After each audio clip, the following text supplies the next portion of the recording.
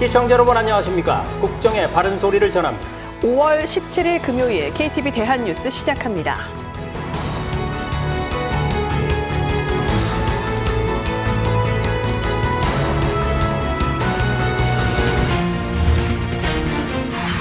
문화재청이 국가유산청으로 이름을 바꿔 새롭게 출범했습니다.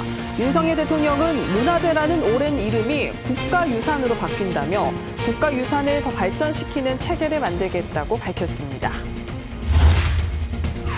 윤석열 대통령이 재정 운용 방향을 논의하는 국가재정전략회의를 주재했습니다.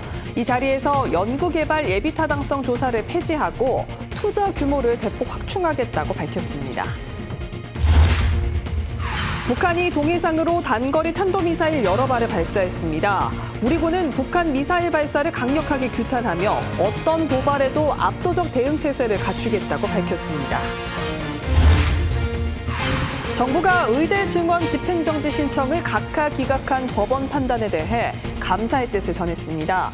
의료개혁 이행에 더욱 속도를 내겠다며 의료계를 향해 병원 복귀와 대화 참여를 촉구했습니다. 첫 소식입니다. 국가유산기본법이 시행됨에 따라서 오늘부터 문화재라는 말 대신에 국가유산이란 말을 쓰게 됐고 문화재청도 국가유산청으로 새롭게 출범했습니다. 단순히 이름만 바꾸는 것이 아닙니다. 우리 문화와 우리 삶의 뿌리인 국가유산 체계 전반이 완전히 새롭게 바뀌게 됩니다. 윤석열 대통령은 국가유산을 보존하고 계승하되 미래지향적으로 발전시켜서 우리나라를 세계적인 문화 중추 국가로 만들겠다고 밝혔습니다. 최영은 기자입니다. 문화재청이 국가유산청으로 이름을 바꿔 새롭게 출범했습니다. 윤석열 대통령은 정부 대전청사에서 열린 출범식에 참석해 문화재라는 오랜 이름이 국가유산으로 바뀐다며 앞으로는 국가유산을 발굴하고 보존, 계승하는 동시에 이를 더 발전시키는 체계를 만들겠다고 밝혔습니다. 물려받은 유산을 지키는 차원을 넘어 우리 한민족 고유의 유품과 유적 그리고 문화의 무형의 유산들의 새로운 가치와 생명력을 부여할 것입니다. 80억 세계인과의 문화적 교감을 확대해서 대한민국을 명실상부한 글로벌 문화 중추 국가로 만들 것입니다. 윤 대통령은 국가유산의 범위가 확대된다고 소개했습니다. 유형 문화재, 민속 문화재로 나뉘었던 분류는 문화유산으로 천연기념물 등 기념물은 자연유산으로 관리합니다. 무형문화재는 무형유산으로 분류합니다. 특히 자연환경도 국가유산인 자연유산으로 관리한다는 방침입니다.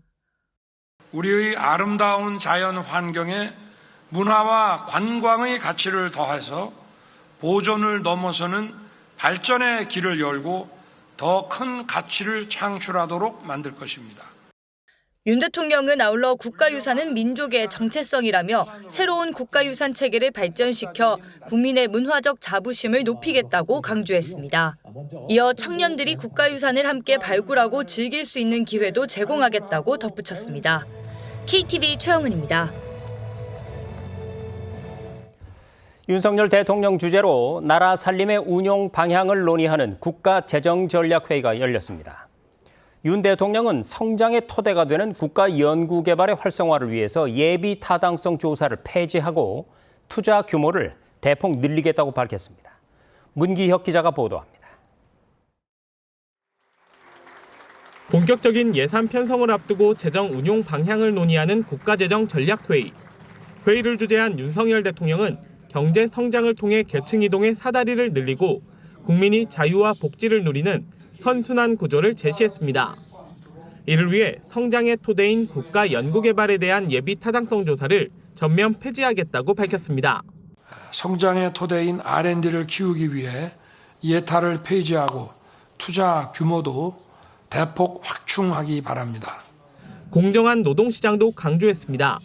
국민과 함께하는 민생토론회에서 밝힌 노동약자 지원과 보호를 위한 법 제정과 노동법원 설치를 재차 언급했습니다.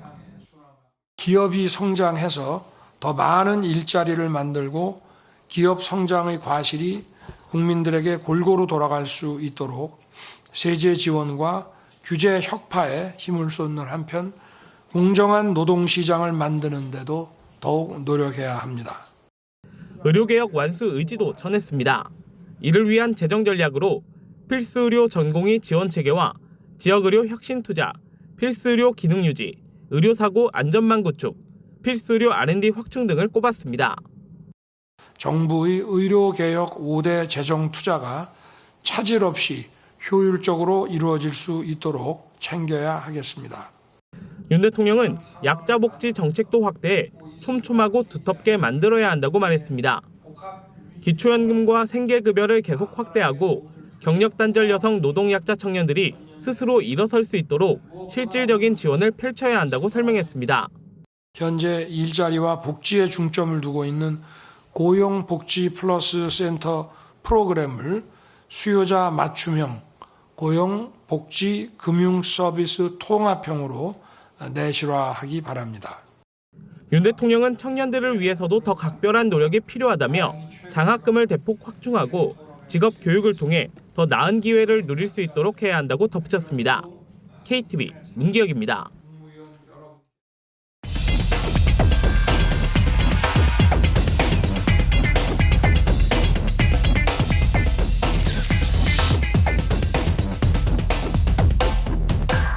네, 그러면 앞서 뉴스 리포트로 전해드린 국가재정전략회의 소식을 뉴스룸에 나와 있는 취재기자와 함께 조금 더 자세히 알아보겠습니다.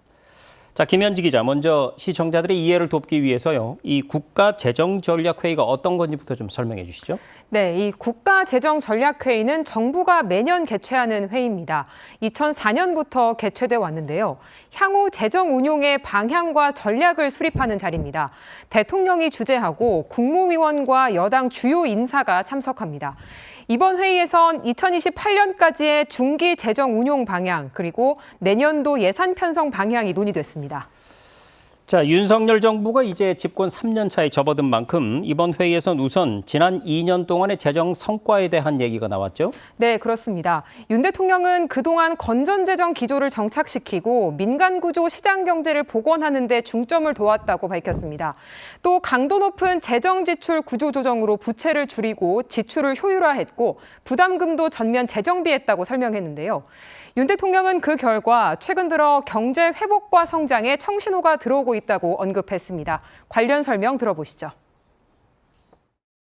올해 1분기 GDP 성장률은 전기 대비 1.3% 성장해서 코로나 시기 이후 4년 반 만에 가장 높은 수치를 기록했습니다. 1월에서 4월 수출은 전년 대비 9.7% 증가해서 금년 목표 7천억 불을 향해 순항하고 있습니다.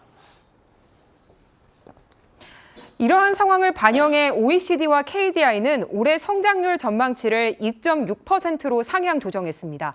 하지만 윤 대통령은 아직 곳곳에 불확실성이 남아있고 민생 경제 어려움이 계속되고 있다고 언급했는데요. 그러면서 앞으로의 재정 운영은 민생을 더 세심히 챙기고 지속 가능한 미래를 대비하는 데 중점을 두겠다고 강조했습니다. 자, 그간의 성과에 이어서 앞으로의 주요 정책 과제도 논의가 됐죠. 앞서 리포트에서도 약자 복지라든지 의료 개혁 이런 얘기들이 나왔는데 윤 대통령이 특히 이 저출생 극복을 매우 강조를 했다고요? 네, 그렇습니다. 윤석열 대통령은 저출생 문제를 국가 존립과 직결되는 국가적 비상사태라고 얘기했습니다. 한국 합계 출산율 지난해 0.72명까지 떨어지면서 1970년 통계 작성 이래 역대 최저치를 찍었습니다. 그동안 저출생 문제를 해결하기 위해 막대한 예산이 투입됐었지만 출산율은 오히려 계속 떨어지고 있는 상황인데요.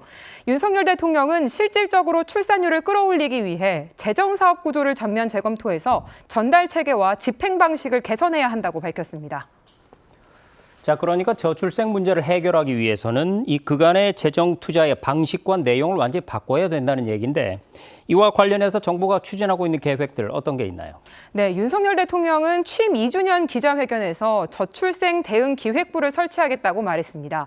저출생부 장관이 사회부 총리를 맡도록 해서 저출생에 총력 대응하겠다는 구상을 밝혔었죠. 또 지난 13일 진행된 수석 비서관 회의에선 저출생 수석실 설치를 지시하기도 했습니다. 정부는 이를 통해 저출생 문제를 해결하기 위한 대책을 공격적으로 추진할 계획입니다. 네, 지금까지 국가재정전략회의 소식을 자세히 알아봤습니다. 김현지 기자, 수고 많았습니다.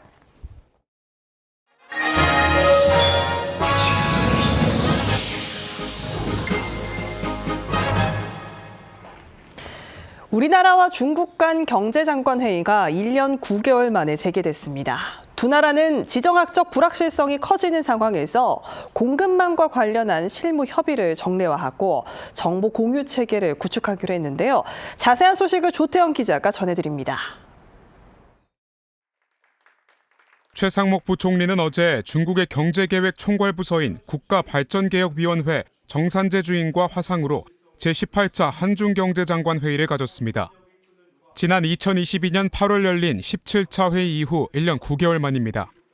이번 회의에선 지정학적 불확실성이 커지는 상황에서 주요 교역 상대국인 한중 간 협력 강화를 위한 방안들을 논의했습니다. 특히 공급망 관련 양부처 간의 실무 협의를 정례화하고 정보 공유 체계를 구축하기로 했습니다.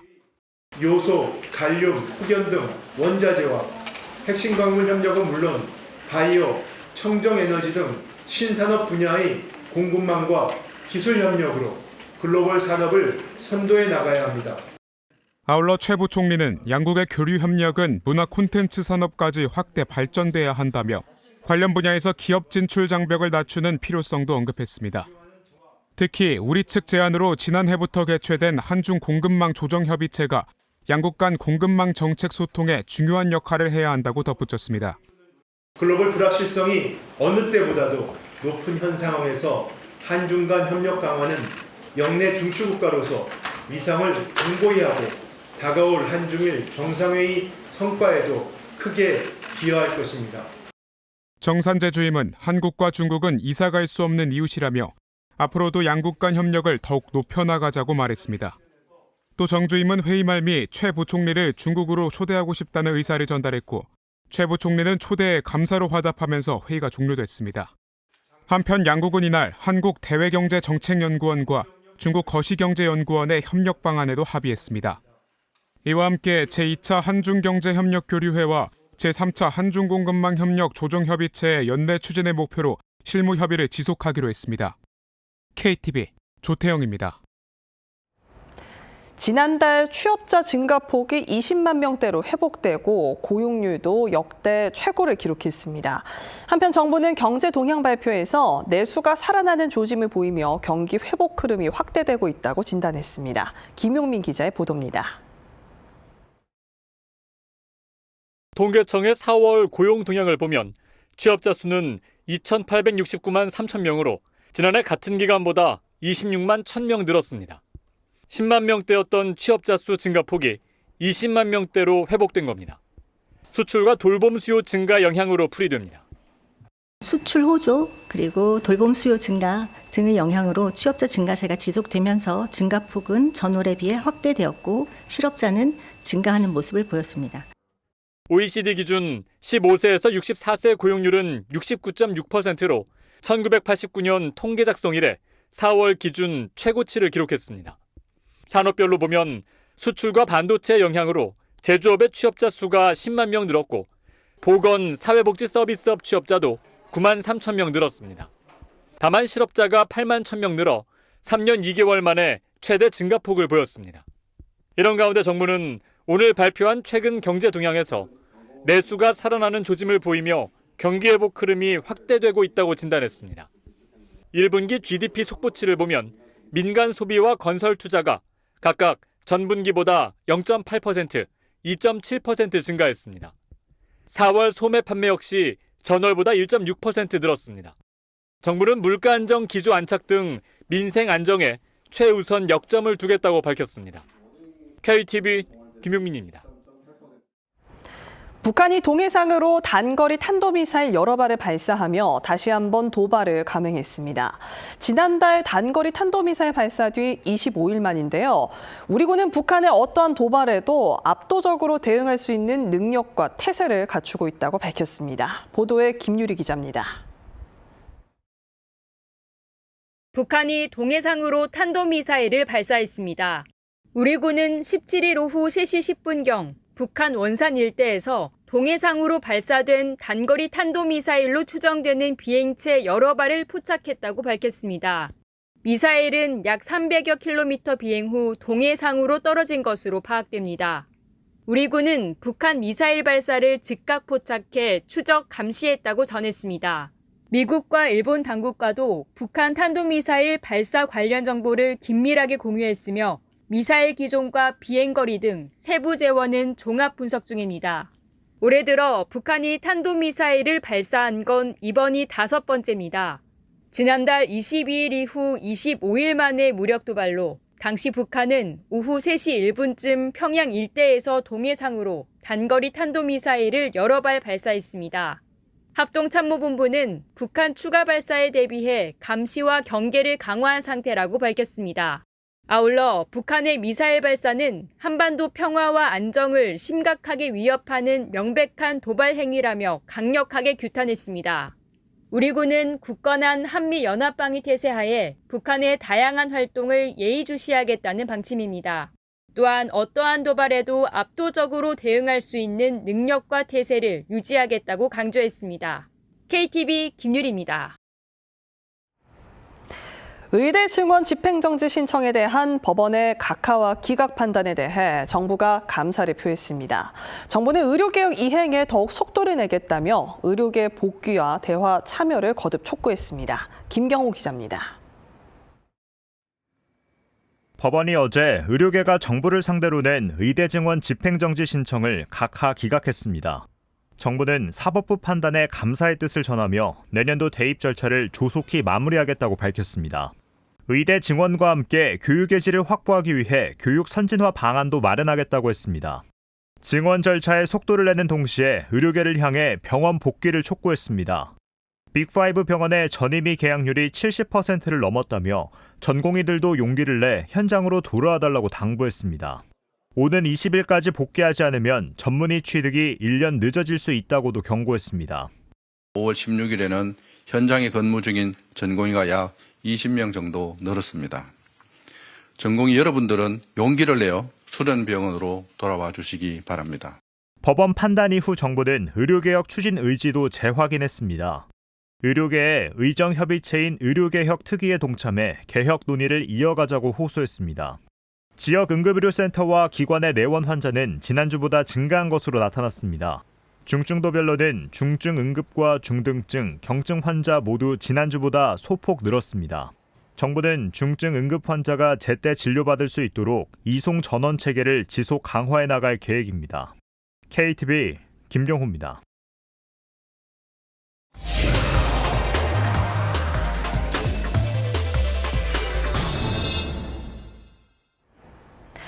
갑작스러운 사고나 질병으로 일상생활이 힘겨워졌을 때 주변에 도움을 청할 길도 없다면 얼마나 막막할까요?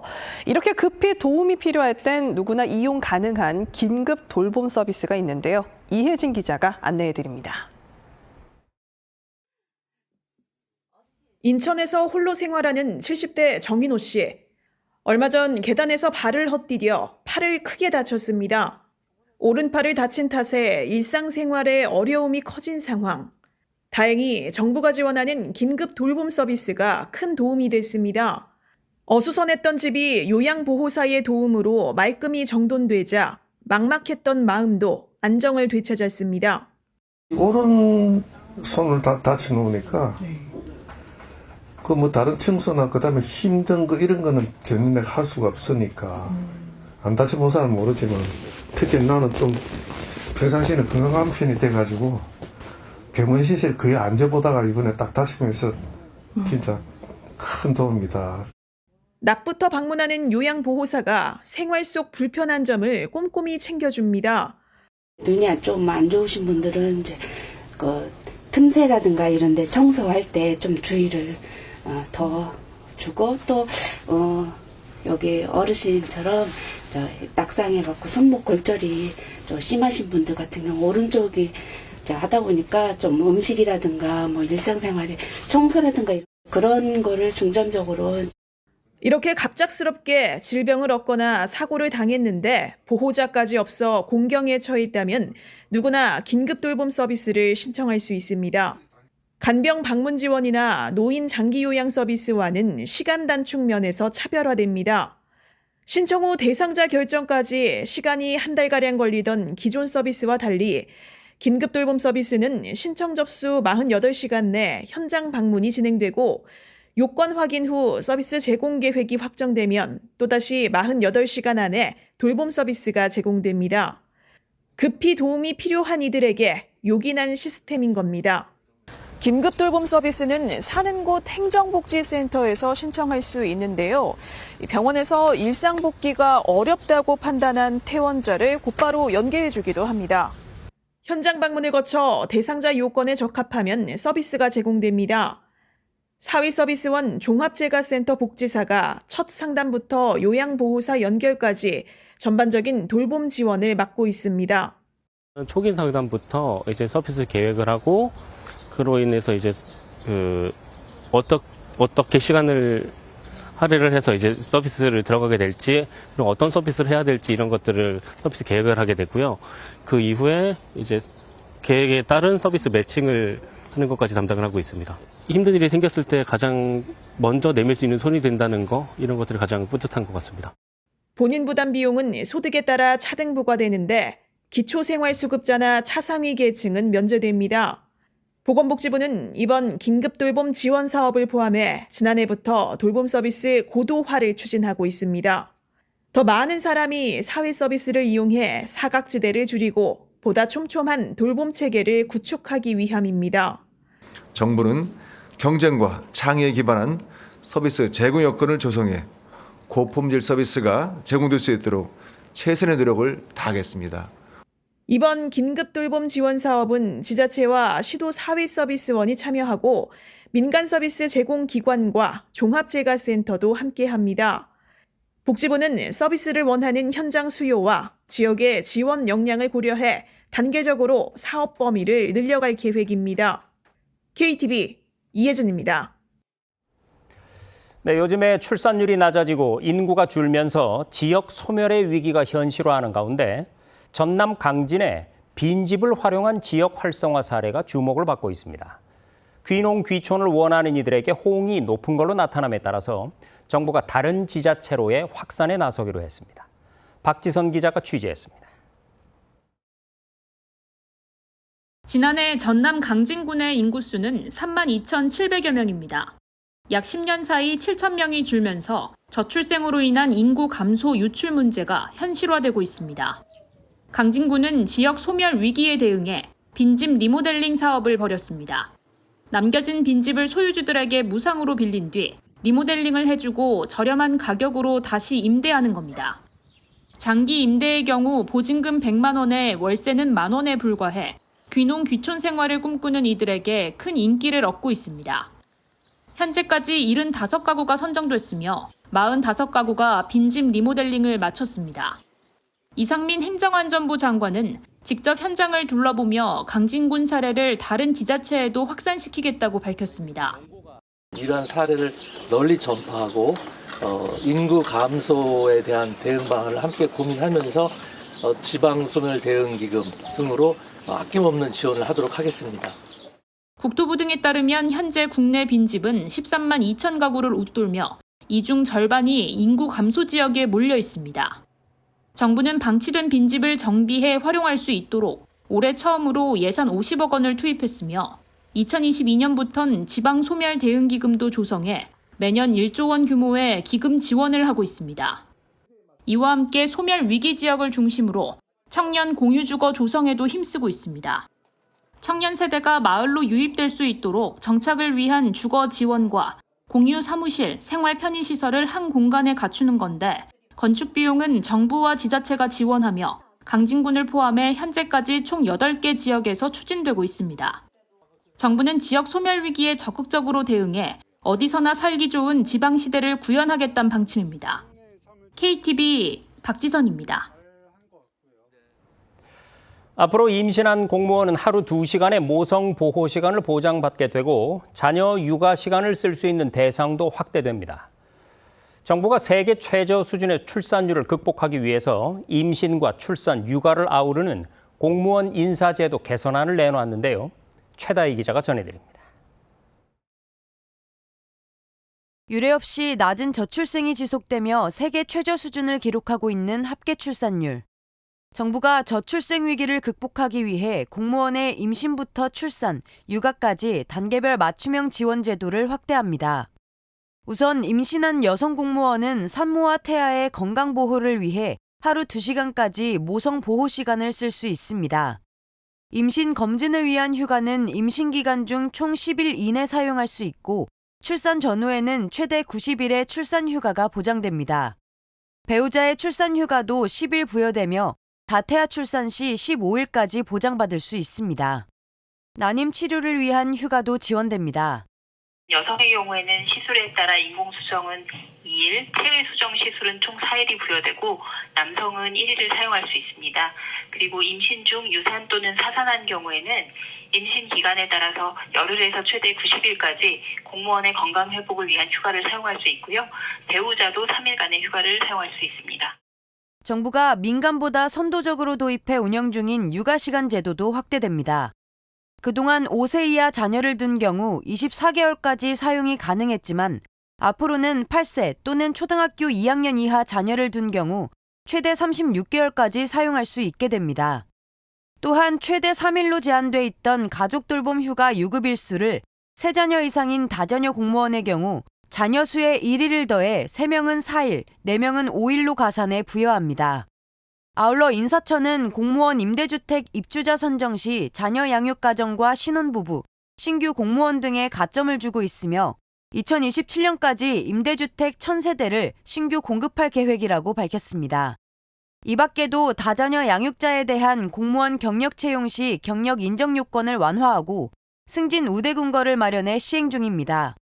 올해 1월부터 2명 이상의 미성년 자녀를 양육 중인 사람은 퇴직 후 10년까지 공무원 경력 채용에 응시할 수 있으며 다자녀 양육 공무원에 대한 승진 우대도 가능해졌습니다.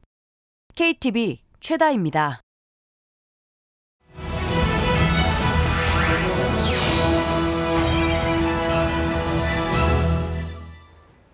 국장을 더 촘촘히 살펴봅니다. 보도자료 브리핑입니다.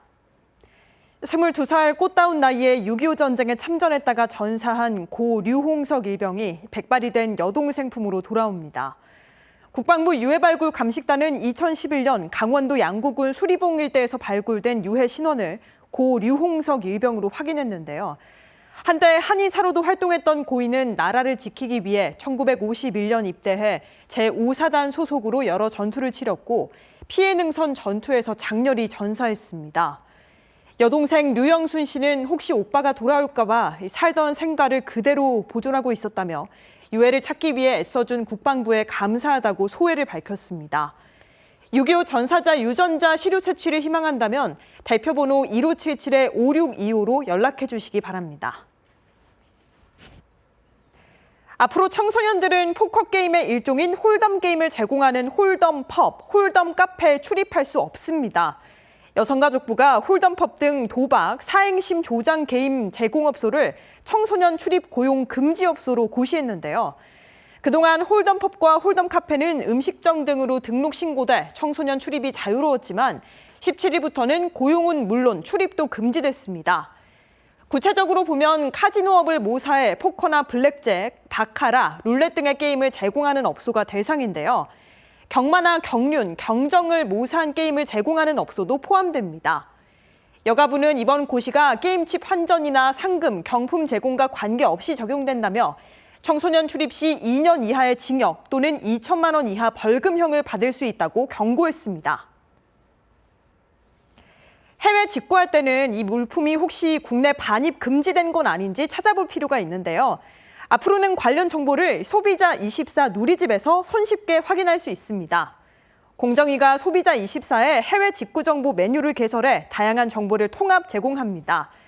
특히 해외 직구 정보 하위 메뉴에 해외 직구 금지 물품 게시판을 만들어 소비자가 직구 전에 미리 살필 수 있도록 했는데요. 해외 직구 실태조사 점검 결과 메뉴를 통해 국내외 플랫폼의 위해 제품 판매 현황을 알리고 해외 직구 관련 상담 메뉴를 통해 소비자 권익 보호도 강화했습니다. 공정위는 이번 소비자24 개편이 해외 직구 소비자의 피해 예방, 구제에 기여할 거라고 기대했습니다. 지금까지 보도자료 브리핑이었습니다.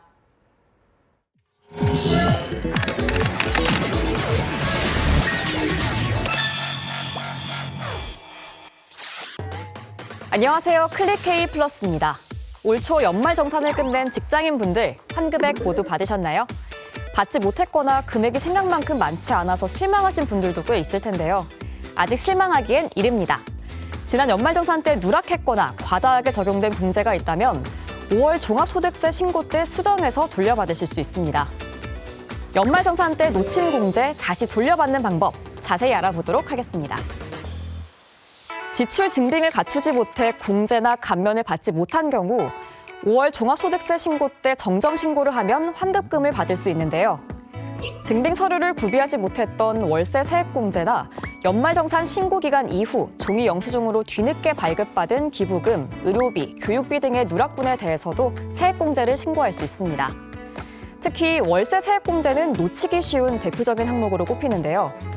총급여가 7천만 원 이하라면 85제곱미터 이하 주택을 임차하기 위해 지급한 월세는 15% 공제받을 수 있고요. 총급여가 5,500만 원 이하라면 17%나 공제됩니다. 예를 들어 총급여가 6천만 원인 직장인 A씨가 지난해 5월 30일부터 매월 말일에 50만 원씩 월세를 냈는데 올해 1월 연말정산 세액공제를 받지 못했다면 이달 세액공제를 추가 신고를 통해서 지난해 월세 400만 원의 15%인 60만 원을 공제받을 수 있게 됩니다. 또 공제나 감면을 과다하게 받은 경우도 종합소득세 신고 때 수정하면 가산세를 피할 수가 있는데요. 소득이 100만 원이 넘는 부양가족을 인적공제로 적용했거나 맞벌이 근로자가 부모님이나 자녀를 중복으로 공제한 경우 정정신고를 꼭 해야 합니다. 그런가 하면 지난해 이직한 분들도 주의가 필요한데요. 2개 회사에서 급여를 받았다면 이전 직장과 새 직장의 연말정산 내용을 더해서 소득세 신고를 해야 하는데요. 만약 이전 직장의 소득을 제대로 기한 내 신고하지 않으면 가산세를 추가로 내야 하기 때문입니다. 예를 들어 B씨는 2회사에서 받은 총 소득은 4천만 원으로 세금 160만 원을 내야 했는데요. 하지만 실수로 이전 직장 급여 600만 원을 신고하지 않으면서 90만 원의 세금만 납부했습니다. 이에 이번 종합소득세 신고 때 누락된 600만 원을 신고해서 70만 원의 세금을 추가로 내야 합니다. 만약 이 기한 이내에 신고하지 않으면 무신고 가산세 14만 원, 그리고 납부 지연 가산세 14,000원이 더 추가되는 만큼 늦지 않게 신고하는 게 더 좋겠죠. 그런데 퇴사 후에 재취업을 하지 않았다면 어떻게 해야 할까요? 근로소득 원천 징수 영수증과 추가 공제에 필요한 서류들을 함께 제출하면 되는데요. 이때 근로소득 원천 징수 영수증은 전 직장에서 발급받아야 합니다. 전 직장에서 받지 못할 경우 국세청 홈페이지에서 발급이 가능한데요. 국세청 홈페이지에서 마이 홈택스에 들어간 후에 연말정산 지급 명세서 메뉴에서 지급 명세서 제출 내역을 보면 손쉽게 이전 근무지의 원천 징수 영수증을 직접 저장하거나 발급받을 수 있습니다. 이렇게 깜빡 잊고 받지 못했거나 실수로 많이 적용한 공제와 감면을 정정하려면 국세청 홈택스를 이용하면 되는데요. 국세청 홈택스에 로그인한 후 세금 신고, 종합소득세, 근로소득 신고, 정기신고 메뉴에서 신고서를 작성, 제출하면 됩니다. 단 연말정산을 제대로 마쳤더라도 이자나 배당 등 금융소득이 연 2천만 원을 넘거나 부업으로 300만 원이 넘는 기타 소득을 얻었다면 종합소득세 신고 대상이라는 점도 유의하시기 바랍니다. 신고 기한은 오는 5월 31일까지입니다. 연말정산 때 놓친 공제나 과다하게 감면된 건 없는지 한 번 더 확인해서 환급금은 받고 가산세는 피하시기 바랍니다.